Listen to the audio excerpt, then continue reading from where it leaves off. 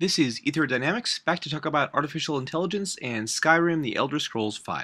This is part 3 of the 3-part series, which is intended as a culmination of everything we've seen and discussed about AI thus far. Well, we've come full circle. Let's start back at the beginning. The original mod was intended to create something more challenging for players and approach the general topic of artificial intelligence. With just a few tweaks, we've seen actors who adapted to player tactics, and who use specialized roles and teamwork to their advantage. This is a fairly sharp contrast to vanilla AI in just about every game genre, which seems content to heedlessly march over heaps of dead allies just to line up and die. Now, some might ask, why would that even matter? Well, rather than just toss out a cliché answer, I'd actually reply with a deeper and more fundamental question. Hear me out. Some folks might claim, with all the new advancements in graphics and the sheer magnitude of game size, why should we care about AI? Why not just play the newest version of Doom or Ultima until the sun explodes? I mean, if just effects and scale completely satisfied us, then we should toss out old franchises and consoles the instant a new one comes out, right? If that were really true, we should have zero attachment to anything that's more than a few months old. That also means no attachment to characters or a storyline. All that goes out the window. We'd be completely fulfilled by new titles with the exact same challenges, just new skins and weapon stats, right? Well, you tell me. Is that how you feel? Time to explain why I don't have time to explain. If not, it means something's missing, something big, and it begs the biggest question for gamers. When you play, what are you looking for? I'm going to dig deep into this subject because there are a lot of distractions. Things that people might say gamers want, but miss the mark completely. So before we go off in the wrong direction, we need to see how we can accidentally fool ourselves when we're not careful. Now, we've all witnessed this mistake, just jumping at the first thing that comes to mind. Say you had to bet your life on what was more deadly to humans, a shark or cuddly barnyard animals like cows, cats, and horses. Well, if you bet shark, you'd be dead right now. In fact, all those friendly pets have a body count that would make Jaws blush with envy and embarrassment. It's a good thing that you live in the water, shark, so it hides your tears of shame. This is a common cognitive mistake that just about everybody makes. We just need to be aware of it so we don't lead ourselves astray when doing deep reflection. So keeping this in mind, let's take apart some common myths about what people might say gamers want and what they might really be looking for. Hey, everybody loves next-gen graphics, right? So Ride to Hell should beat out anything ever made on an older console, right? Right? If that's the case, then how do you explain the love for classics like Metroid Prime or new games like Minecraft? Sandbox games aren't new. There are dozens out there that let you customize your character's appearance, powers, abilities, homes, items, or whatever. But few things come close to the sheer joy that people get from the ability to control this much of their environment with so few limitations, even if the graphics are over a decade behind the times. So maybe better graphics isn't the real answer. But wait, if we can build virtual monuments to our own egos, then everyone should just play games full of crowds chanting how amazing they are, right? I've heard this accusation almost exclusively from non-gamers. It's both the most off-target and the easiest to take apart. First and foremost, if we all just wanted images of people worshipping us, we wouldn't choose to take on any obstacles to get that reward. In fact, people would shun any game they could ever lose. We would just fire up our Living God simulator, eat peeled grapes out of a golden dish, and bask in our own magnificence. I mean, obviously, that's why a franchise like Dark Souls barely sold any copies, right? So wait a minute. If people enjoy games brimming with enemies, then dumping in a ton of mindless fodder should make them ecstatic, right? If that were true, then problem solved! Every game should just be packed to the brim with weak, mindless hordes that have no chance of posing any real threat. Yeah, I'd love to see a game with an ad campaign like that. But seriously, how many times have we heard the same old sales pitch? In a world full of mystery and magic beyond imagination, join Faceless Hero on their quest to kill 10 spiders. Or maybe find some random stranger's helmet. At what point do these titles just bleed into each other and become essentially the same game with slightly different skins, animations, and skill trees? Who would want to invest time and money in new titles just to do the same mundane, random, meaningless tasks as the last game? Unless you're a professional gold farmer, that idea probably turns your stomach. This is what kills sandbox games. The premise that you have all this freedom of choice, but the minute you pick up the thread of a story, then you're forced to complete a dumbed-down chore list, usually just racking up kills that someone else thought up to meet some arbitrary quota. It's that sinking feeling you get when the promise of wild, free, grandiose adventure instead boils down to replaying the same area and killing the same enemies over and over. Now, we know that challenges of epic scale can exist in games, but we've been told that they have to be few and far between. The biggest contradiction we face today is that games can be larger, more detailed, and more nuanced than anything in the past. And yet, with all that new potential, there seem to be fewer and fewer of those glorious moments. I've also heard some people say that games somehow need a horde of boring, useless minions to build up to a worthy fight with a boss character. That's like saying in order to really savor your favorite food, you first need to cram your face full of those tasteless styrofoam packing peanuts to build up to the real flavor. All that filler does is take up time you could otherwise spend in a real fight. And no matter how many times we hear this line, it's a poison pill that your inner self won't swallow. If there's a ton of mushy garbage between you and the goal, then that's a shortcoming of the game designers, not some inevitable law of nature. But what happens when even the good stuff isn't quite so good? After all that grinding, there are times when even boss battles can be plagued by flaws, loopholes, or shamefully simple attack routines, where the player can just repeat a basic pattern without even thinking about it.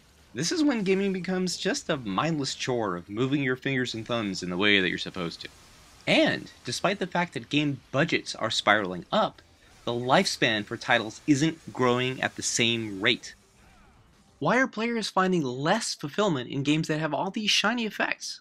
The problem here is the AI has been pre-engineered to lose, but when you're fighting against another human player, they're playing to win. Generally speaking, that's why it's so much more dynamic and enjoyable to take on other humans. People are attracted to that kind of opponent over cookie-cutter AI because another person will constantly try to adapt, while hordes of enemy bots will just line up to die in the same exact way. If you want to see a perfect example of what I'm talking about, just look at Destiny and the Elder Scrolls Online. Both took years to develop, and Destiny topped out with a budget of over $500 million. But if you surf around Reddit, Metacritic, and YouTube for player reviews, there are many that find the solo gameplay unsatisfying, while PvP gets absolutely top marks. In other words, despite all the flashy effects, gorgeous artwork, and killer physics engines, it's the AI that makes or breaks the experience. So when the players have a choice, why is there such an interest in tough fights and such an aversion to easy win situations? I mean, if the player can beat a flawed AI every time, then why not just turn the crank and rack up 1,000 wins? It's simple. When things become easy, they get boring, and your brain will start screaming for something new. This is that soul-sucking feeling you get when you're grinding in a traditional RPG. Now, if someone came along and offered you a way to get that grind done in half the time, you'd jump at the opportunity. In fact, if someone else finished the grind for you, you'd be ecstatic. However, when people are truly engaged, legitimately inspired and eager, then they don't want to cheat and take the easy way out. Take a moment and think about your favorite game of all time. Now just ask yourself if it were over twice as fast. What if the game just handed you an easy victory? Hey, you know that final boss? We killed him for you! There you go. Problem solved, you can go home now. You would hate it. In fact, the one test you can ask yourself at any point in a game is, if you had the option to skip whatever you're doing and move on to the next scene, would you? Because if you're really in the moment, if you're really enraptured in the experience, then you would want to savor every moment. Wait, so what is this weird attraction to situations where we might get our butts kicked? While some might jokingly call it masochism, we all know the real reason.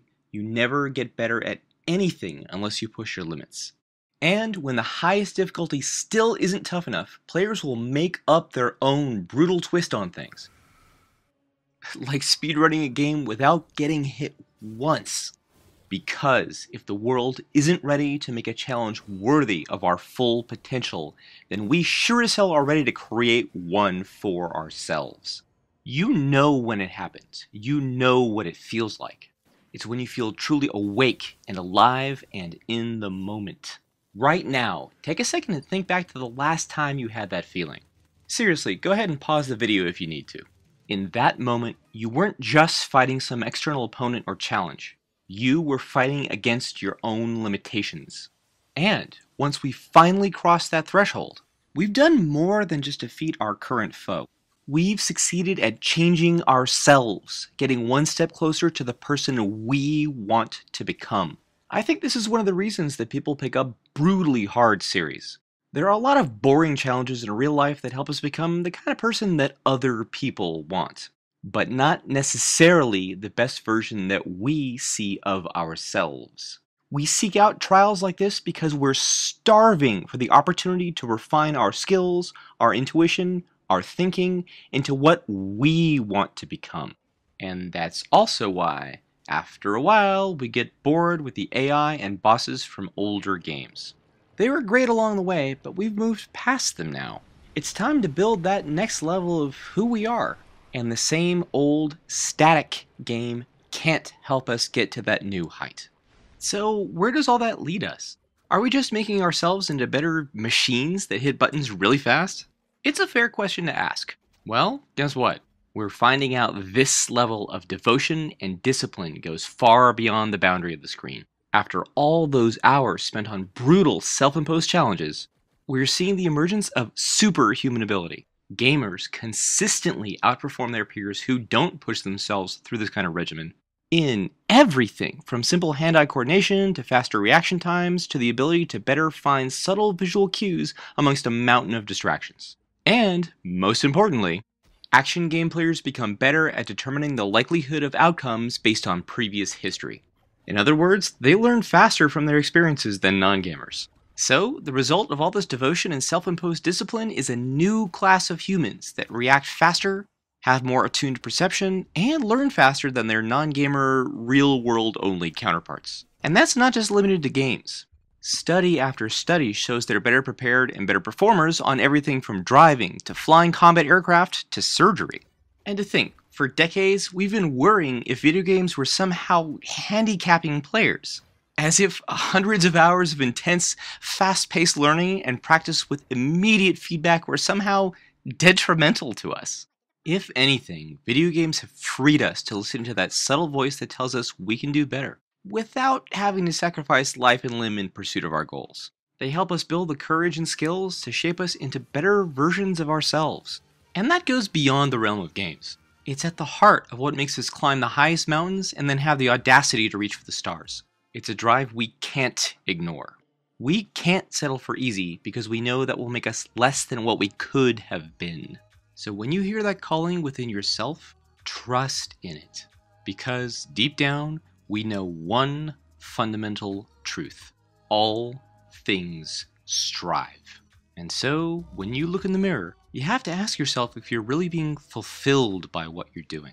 If you're a gamer, do you feel that the challenges presented to you are helping you reach your full potential? Do they help you push yourself to think more, to react better, and make you more sophisticated and versatile? Because this is the heart of what interests me in artificial intelligence. Not the made-up Hollywood BS with the same tired storyline where the only goal of the AI is to kill or control us. I'm talking about the real artificial intelligence that you and I interact with on a daily basis. What AI really is and what it has always been for us gamers. The tool that helps us bring out the best in ourselves. All things strive. And I want to make something worthy of that path we have chosen to walk. So what would I need to put into a game to make this happen?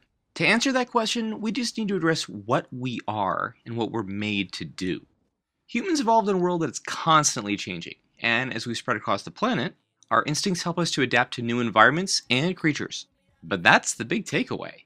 Every place had a different set of survival strategies, and those strategies were always changing. Thanks to our big brains, that's how humans thrived. This is what our brains crave.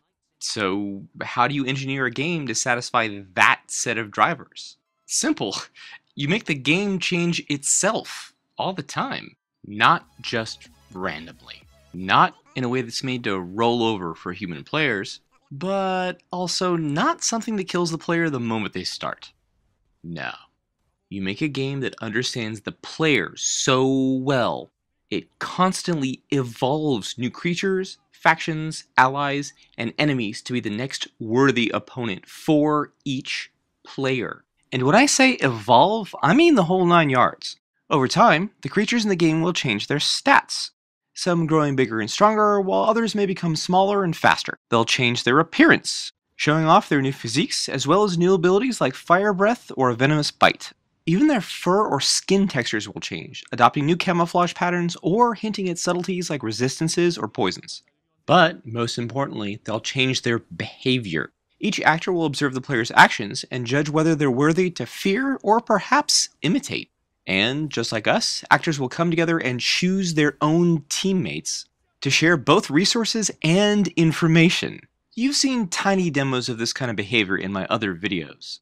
Imagine if enemy troops could warn each other about choke points, collaborate on the best fallback positions, and conspire to outflank the player, all by teaching each other how to do it best. And lastly, as shown in the Organic Factions video, the player will be able to interact with these groups, forging alliances, promoting secret allies through the ranks, or even fracturing enemy factions through assassination or subterfuge. This is what I want to bring to gaming. All the variety of creatures from the world we live in and more, all the cunning of a self-adapting AI, and all the fluid changes in factions and allegiances the player could hope for. All of it constantly tuning itself to give you, the player, the richest experience possible. Now, I fully expect that some folks might be stuck in the Hollywood paradigm of what AI is and what it can or can't do. I anticipate a few folks will say this kind of thing is impossible, simply because they've never seen it done before, or because they can't imagine how to code it themselves. And I also expect that at least one corporate monkey suit will try to fake as if their cookie-cutter game or a copycat studio had these ideas all along. But if we're really going to change things, we have to anticipate these kinds of reactions. It can be tough to introduce people to something completely new. It can also be tough to show people that things they thought were constants really can change. But to paraphrase Arthur C. Clarke, at first people will say it's completely impossible. Next they'll say it's possible, but not worth doing. And finally they'll say it was a good idea all along. If this is something you've been yearning for, if this resonates with you, if this is something that you believe in, then you have the power to help move things forward.